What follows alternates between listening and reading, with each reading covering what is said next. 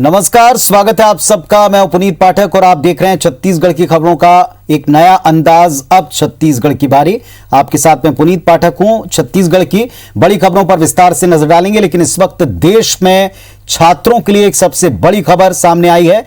CBSE board ने जो 12वीं बोर्ड की परीक्षा आगे बढ़ाई थी, अब यह परीक्षा रद्द कर दी गई। देश के प्रधानमंत्री की अध्यक्षता में आज एक बड़ी बैठक हुई, अहम बैठक हुई और इसमें सीबीएसई बोर्ड की 12वीं की परीक्षा को रद्द करने का फैसला लिया गया।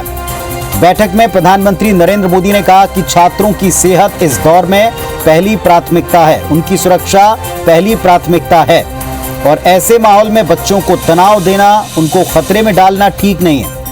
वर्चुअल बैठक में प्रधानमंत्री के सामने परीक्षा कराने के सभी विकल्प रखे गए। ये विकल्प राज्य सरकारों और सीबीएसई बोर्ड के साथ लंबी चर्चा के बाद तैयार किए गए थे। दिल्ली के मुख्यमंत्री अरविंद केजरीवाल ने 12वीं की परीक्षाएं रद्द करने की मांग की थी। वहीं कांग्रेस महासचिव प्रियंका गांधी ने भी प्रधानमंत्री को पत्र लिखकर परीक्षाओं को रद्द करने की मांग की थी। बैठक में सीबीएसई के चेयरमैन, शिक्षा मंत्रालय के सेक्रेटरी, केंद्रीय मंत्री अमित शाह, राजनाथ सिंह, प्रकाश जावड़ेकर, निर्मला सीतारमण, पीयूष गोयल, धर्मेंद्र प्रधान, स्मृति ईरानी, ये सभी बड़े मंत्रीगण भी इसमें मौजूद थे। तो सबसे बड़ी खबर छात्रों को लेकर यह कि सीबीएसई 12वीं बोर्ड की परीक्षा रद्द कर दी गई है, कैंसिल कर दी गई है। हालांकि इसके पहले कई परीक्षाओं को रद्द करना पड़ा था, लेकिन 12वीं बोर्ड जीवन का सबसे अहम पड़ाव होता है छात्रों के, और सीबीएसई 12वीं बोर्ड की परीक्षा भी इस कोरोना संक्रमण की वजह से रद्द करनी पड़ी है।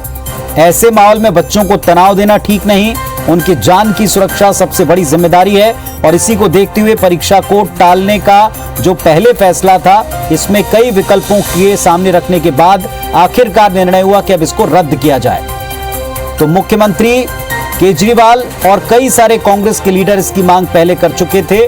देश के प्रधानमंत्री ने केंद्रीय मंत्रिमंडल और शिक्षा विभाग के तमाम उच्च अधिकारियों के साथ मंत्रणा के बाद यह तय कर दिया कि अब 12वीं बोर्ड की परीक्षा सीबीएसई की नहीं होगी।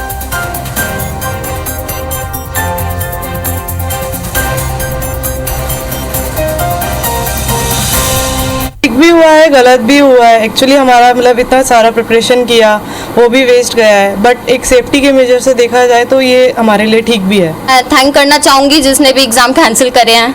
हमारा काफ़ी प्रेशर बढ़ चुका था और अब हमें एक अच्छी न्यूज़ मिली है, तो अब हम हैप्पी हैं। कोरोना तो भारी है, इसकी वजह से वो रहेगा, तो ये एग्ज़ाम जो कैंसिल हो गए तो ये सही हुआ है। अभी अच्छा नहीं हुआ है क्योंकि हमारी प्रिपरेशन जो पिछले बहुत टाइम से चल रही है, ये सब एक तरह से वेस्ट ही हो गई हमारे लिए। प्रधानमंत्री जी आज की माहौल को देखते हुए देश के भविष्य की स्वास्थ्य को सुरक्षित करने के लिए कोई जोखिम ना उठाते हुए 12वीं की परीक्षा को रद्द किया है। इसके लिए देश भर के बच्चों को भी मैं कहना चाहूँगा कि अब आपकी 12वीं की परीक्षा जो क्लास थी वो लगातार जो खिंचती चली जा रही थी, उसका एक टर्म एंड, उसका एक जो लॉजिकल एंड आ रहा है। तो कुछ बड़ी प्रतिक्रियाएं आपको सुनवा रहे थे। आपको बता दें कि इस पर बड़ा मंथन चल रहा था। देश की सुप्रीम अदालत तक इस विषय में चिंतित थी। केंद्र सरकार ने वक्त मांगा था 2 दिन का और तय करना था कि परीक्षा क्या जो विकल्प दिए गए हैं उन आधार पर करवाई जाए या परीक्षा को रद्द किया जाए, जैसा कि कई राज्यों की मांग थी, कई पार्टियों की मांग थी, कई नेताओं की मांग थी। दरअसल इस सारे कोरोना संक्रमण काल में परीक्षाओं को लेकर जो संशय बना हुआ था, इस पर शिक्षा विभाग के 3 विकल्प थे 12वीं एग्जाम लेने को लेकर। पहला प्रपोजल था, पहला विकल्प था कि मेजर सब्जेक्ट का एग्जाम लिया जाए, साइंस, कॉमर्स, आर्ट्स के 3 प्रमुख विषयों को उठाकर परीक्षा ली जाए। या दूसरा प्रपोजल था कि 30 मिनट की परीक्षा ऑब्जेक्टिव सवाल पूछ लिया जाए, या फिर अगर संक्रमण की स्थिति ठीक नहीं होती 9वीं, 10वीं, 11वीं तीनों के इंटरनल असेसमेंट के आधार पर औसत अंक दिए जाएं।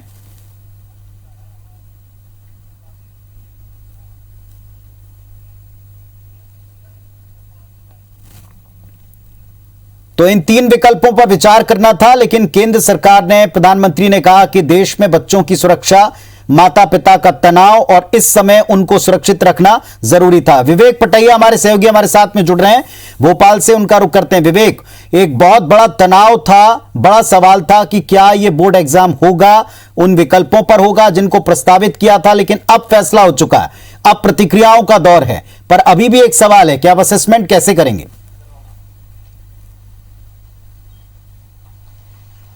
बिल्कुल, ये एक बड़ी मांग थी और चाहे वो किसी भी राज्य सरकार की या नेताओं की या फिर पालकों की मांग को मद्देनजर रखते हुए प्रधानमंत्री ने आज ये बड़ा फैसला लिया है और इस फैसले के परिणाम जो है वो दूरगामी भी हो सकते हैं। इस पर भी विचार करना पड़ेगा क्योंकि बच्चों का रिजल्ट कैसे तैयार होगा ये भी एक आने वाले समय में बच्चों को समझ में आएगा कि आखिर उनका रिजल्ट किस आधार पर तैयार किया जाएगा।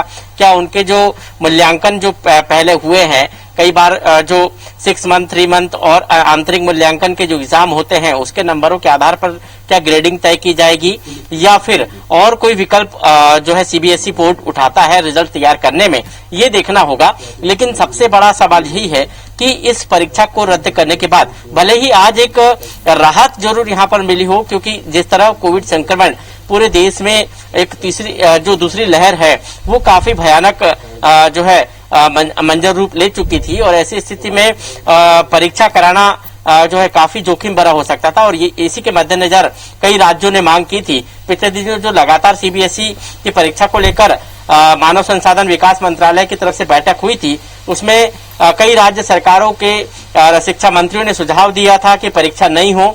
कई राज्य सरकारों के मंत्री ने परीक्षा के अलग अलग पैटर्न पर सुझाव दिए थे, लेकिन अंततः आज जो फैसला केंद्र सरकार की तरफ से प्रधानमंत्री की तरफ से आया है इसका सभी जगह स्वागत हो रहा है।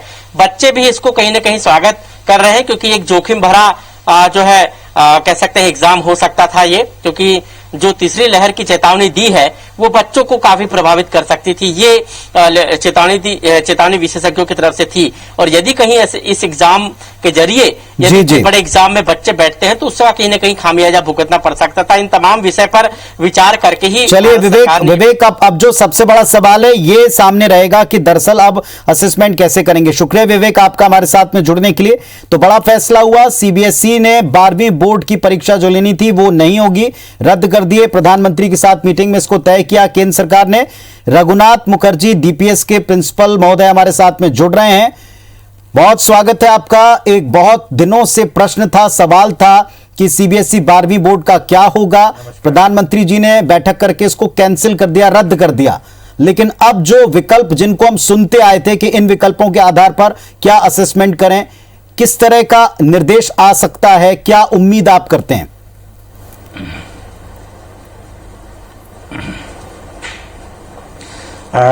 मैं सबसे पहले तो इस निर्णय का स्वागत करूंगा जी कि केंद्रीय सरकार ने राज्य सरकारों के साथ मिलकर एक बहुत सेंसिटिव और सेंसिबल एक निर्णय लिया है, क्योंकि अगर आप देखें तो भारत पूरे विश्व में सबसे यंग कंट्री है। इसका मतलब यह है कि यंग लोगों की जनसंख्या भारतवर्ष में सबसे ज्यादा है, इसलिए यंग लोगों को सुरक्षित रखना बहुत आवश्यक है इस कोविड के महामारी से।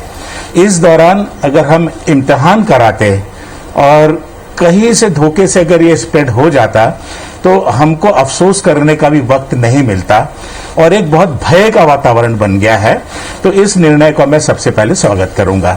जहां तक रही बात कि हम असेसमेंट कैसे करेंगे, मैं सभी दर्शकों को और छात्रों को, उनके पालकों को बताना चाहता हूं कि घबराने की कोई बात नहीं। हमारे पास बहुत डेटा है, जैसे 10th क्लास के जो मार्गदर्शन आया है उसी प्रकार का मैं उम्मीद कर रहा हूं कि क्लास 12th के लिए भी मार्गदर्शन आएगा।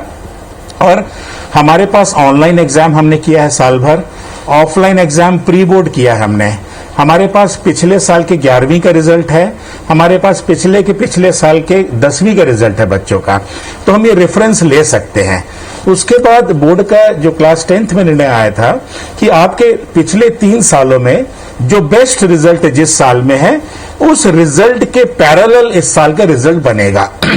तो गाइडलाइन बहुत स्पष्ट है इसमें कोई स्कूलों को कोई संकोच शंका की स्थिति नहीं हो पाएगी। पर हाँ, इतना जरूर कहूंगा कि बहुत सारे छात्र जो एकदम टॉप में रहते हैं और अपने आप से प्रतिस्पर्धा करते हैं, उनका जो कंपटीशन है खुद से होता है, उनमें के अंदर थोड़ी मायूसी हो सकती है, क्योंकि उनके अपने आप को प्रूव करने का मौका नहीं मिला। इस बार वक्त ज्यादा मिल गया था। उम्मीद हो रही थी कि जुलाई में इम्तिहान होंगे, इसलिए बच्चे बहुत जबरदस्त तरीके से तैयारी कर रहे थे, पर अब वो नहीं होगा। पर अगर आप देखें तो अधिकतर छात्र छात्राएं आज रिलैक्स्ड है, क्योंकि जो असमंजस की स्थिति थी, जो अनसर्टेनिटी थी, उसके ऊपर आज पूर्ण विराम लग गया। सर, आपने बहुत अच्छी बातें कही। जैसे आपने पहले तो निर्णय का कहा, अनिर्णय जो होता है ये हमेशा बीच में जो पसोपेश होता है ये बहुत दिक्कत देता है। अब की बार कम से कम अभी क्लैरिटी आ गई। दूसरा, गाइडलाइंस भी आपने कहा कि क्लियर गाइडलाइंस होंगी, लेकिन अब मैं उस सवाल पर आता हूं जो आपने व्यक्त कर ही दिया कि कई बच्चे हैं जिनके मन में खुद से स्पर्धा लगाते हुए आगे बढ़ने की ओर थी। तो क्या अब जो आने वाले वक्त के एंट्रेंस एग्जाम है उन्हीं पर निर्भर रहना पड़ेगा? साथ ही साथ एक मेरिट थी, एक स्कॉलर स्टूडेंट्स की एक लिस्ट हुआ करती थी। इन सब को लेकर भी पेरेंट्स के मन में और उन बच्चों के मन में बहुत से क्वेश्चंस होंगे, क्यूरियोसिटी।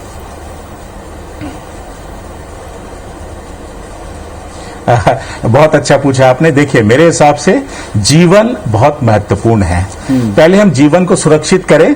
प्रतिस्पर्धा तो चलती रहेगी, हम अपने आप से करेंगे प्रतिस्पर्धा, पर सबसे पहले अपने आप को सुरक्षित करना है। और वो बच्चे बिल्कुल मायूस ना हो जो स्वयं से लड़ रहे हैं और स्वयं से प्रतिस्पर्धा कर रहे हैं, उनको आगे मौका मिलेगा। कॉलेज में शायद उनकी एंट्री किसी एंट्रेंस एग्जाम के बेसिस पे हो जाए, तो वहां उनको मौका मिलेगा। तो इसलिए मायूस होने की बिल्कुल बात नहीं है, और बच्चों का भविष्य हमारे देश में बहुत उज्जवल है और बहुत अच्छा होगा। कोई भी बच्चे इस बारे में बिल्कुल संकोच ना करे, पूछने में सवाल अगर पूछना चाहते हैं।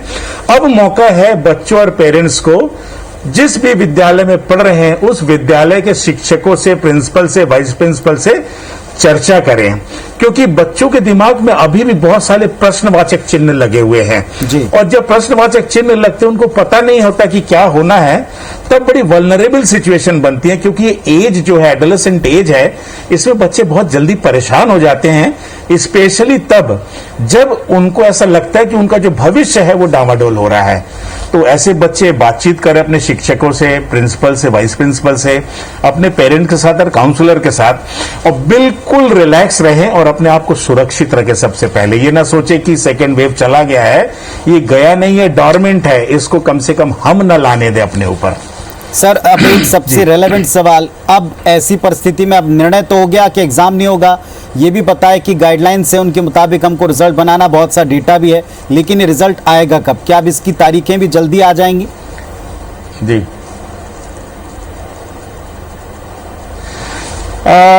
डेटा जो है सब स्कूलों के पास है, और मुझे ऐसा लगता है अगर सीबीएसई या सेंट्रल गवर्नमेंट आदेश करेगी तो हम 7 से 10 दिन के अंदर इस रिजल्ट को बना के सीबीएसई को अपलोड कर सकते हैं। उससे भी कम समय में कर सकते हैं, 15 दिन के अंदर रिजल्ट भी आ सकता है सीबीएसई, क्योंकि सारी चीजें ऑनलाइन है।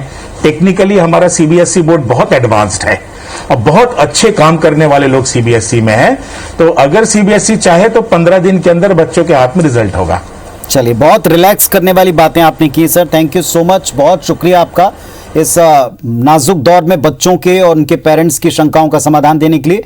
तो एक जो बड़ा निर्णय हुआ, रघुनाथ मुखर्जी प्रिंसिपल डीपीएस जो हमको बता रहे थे कि स्कूलों के पास में पर्याप्त डेटा है, नंबर 1। नंबर 2, क्लियर इंस्ट्रक्शन है केंद्र के, कोई संशय नहीं है। नंबर 3, उन छात्रों को जो खुद से प्रतिस्पर्धा करते हैं निराश नहीं होना है, उनके पास में कई अवसर आएंगे, ना भूतो ना भविष्यति का, ना भूतो, पहले कभी ऐसा हुआ नहीं है। ऐसी परिस्थितियों में अगर आज हम आप खड़े हुए हैं तो ऐसे में इस तरह के निर्णय, ऐतिहासिक निर्णय, इसकी उम्मीद हम कर सकते थे, लेकिन आज जो हुआ है शंकाओं का समाधान मिला है। 10 से 15 दिन में रिजल्ट भी हमको मिल सकता है, देखने को सामने आ सकता है। चलिए, आपको बता दें आज से छत्तीसगढ़ में माध्यमिक शिक्षा मंडल 12वीं बोर्ड की परीक्षाएं शुरू हुई। 1 जून से लेकर 5 जून तक प्रश्न पत्र और उत्तर पुस्तिका स्कूलों के जरिए छात्रों, उनके परिजनों को बांटे जाएंगे।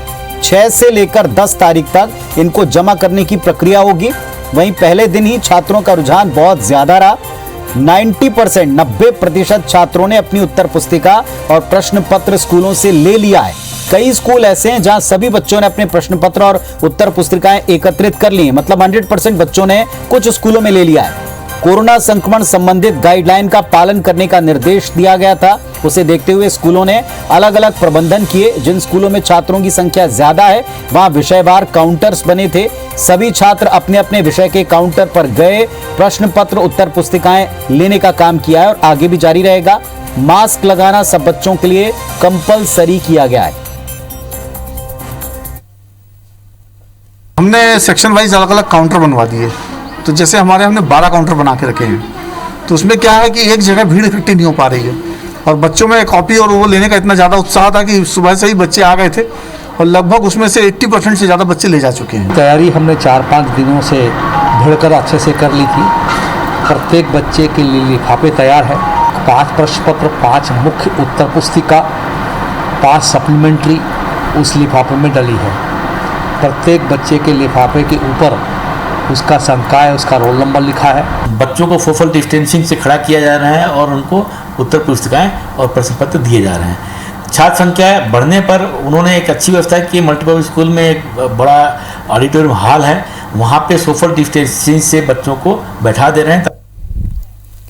तो ये छत्तीसगढ़ में जो छत्तीसगढ़ बोर्ड के 12वीं कक्षा के बच्चे थे उनके लिए व्यवस्था की गई और सीबीएसई बोर्ड का 12वीं का जो एग्जाम था वो कैंसिल हो चुका है और उनका असेसमेंट होगा और निर्देश के तहत 10 से 15 दिन में रिजल्ट आ सकते हैं। छात्रों से बड़ी ये सबसे बड़ी 2 खबरें इस वक्त तक की। छत्तीसगढ़ के ज्यादातर जिले अनलॉक हो चुके हैं। संक्रमण दर के मुताबिक कलेक्टर स्थानीय स्तर पर फैसला ले रहे हैं। बस्तर जिले में कोरोना केस में कमी के बाद में जिला प्रशासन ने जनता को कई रियायतें दी। सुबह 6 से शाम को 6 बजे तक दुकानें खोल सकती हैं। 45 दिन से बंद जिले के हाट बाजार खोलने का आदेश भी हो चुका है। बस्तर जिले की अर्थव्यवस्था हाट बाजारों से चलती है। इसके शुरू होने से ग्रामीणों के साथ व्यापारियों को बड़ी राहत मिलेगी। अंतर्राज्यीय और अंतर जिला बॉर्डर पर पहले की तरह कोविड नियमों का पालन होगा। धमतरी जिले में 13 जून तक नाइट कर्फ्यू जारी रहेगा। नई गाइडलाइन के मुताबिक अब होटल, रेस्टोरेंट और ढाबा रात 10 बजे तक खुले रहेंगे और इसमें बैठकर लोग खाना खा सकते हैं। राजनीतिक, धार्मिक, सांस्कृतिक कार्यक्रमों पर बैन बरकरार रहेगा। बलरामपुर जिला कुछ शर्तों के साथ अनलॉक हो गया। जिला प्रशासन ने सुबह 8 से शाम 5 तक दुकान खोलने का आदेश दिया। पहले दिन नियमों की जमकर धज्जियां उड़ी। अनलॉक के तहत छत्तीसगढ़ में बार खोले जाने पर पूर्व सीएम रमन सिंह ने कहा कि हमारे यहां सब कुछ खुल्लम खुल्ला चल रहा है।